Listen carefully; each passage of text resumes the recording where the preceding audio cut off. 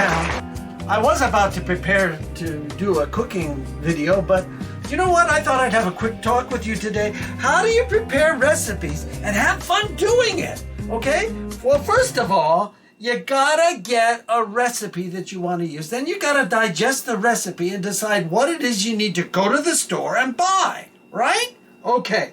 Go to the store, shop for what you need, bring it home, and then the day you're ready to make your recipe, you have your recipe in hand, and then you gather all your raw materials, and then after you gather them, then you do your prep work. You chop, you cut, you get things ready to go, and then finally, after you do all your prep work, or preparing things, okay, then you cook. Then you will follow your recipe and go in the steps of the recipe like I show you in my regular videos when I'm making things. And of course, I've made them hundreds of times. I know what the steps are.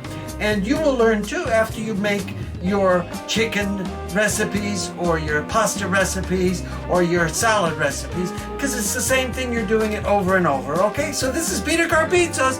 Have fun preparing for your recipes and cook like I do. This is Peter Carpizos out.